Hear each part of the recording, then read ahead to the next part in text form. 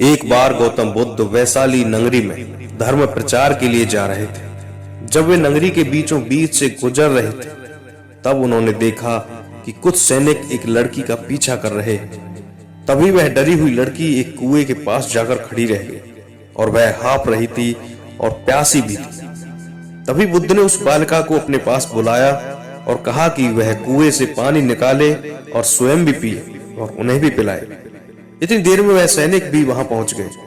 बुद्ध ने उन्हें हाथ के संकेत से रुकने के लिए कहा। बुद्ध की बात सुनकर लड़की ने कहा, महाराज, मैं एक अछूत लड़की हूं और मेरे कुएं से पानी निकालने पर जल दूषित हो जाएगा। तभी बुद्ध ने उससे फिर कहा, बालिका, बहुत जोर की प्यास लगी है, पहले तुम पानी पिलाओ। तभी कुछ देर बाद वैशाली नगरी के राजा भी आ गए। फिर उन्होंने बुद्ध को नमन किया। बाद में सोने के बर्तन में केवड़े और गुलाब का सुगंधित पानी पीने के लिए दिया, पर गौतम बुद्ध ने उसे पीने से मना कर दिया। बुद्ध ने एक बार फिर बालिका से अपनी बात दोहराई। इस बार बालिका ने साहस के साथ कुएं से पानी निकाला और स्वयं भी पिया और गौतम बुद्ध को भी दिया। और पानी पीने के बाद बुद्ध ने बालिका से उसके भय का कारण पूछा।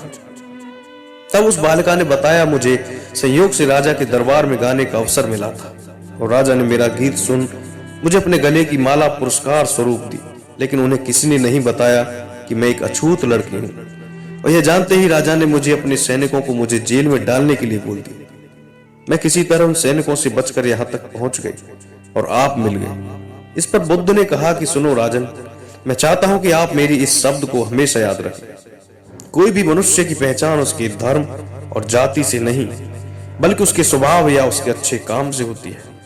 जिस बालिका के मधुर कंठ से निकले मधुर गीत का आपने आनंद उठाया, उसे पुरस्कार दिया, और जिसके कार्य इतने अच्छे हो वह अछूत हो ही नहीं सकती। और उस बालिका के साथ नीची सोच और छोटे कार्य करके अछूत होने का परिचय तो आपने दिया है। इसलिए मेरी नजरों में यह बालिका नहीं बल्कि आप अछूत हैं। तभी राजा बुद्ध के सामने शर्मिंदा होने के अलावा और कर भी क्या सकते हैं। उन्होंने बुद्ध से क्षमा मांगी और वह वहां से चले गए।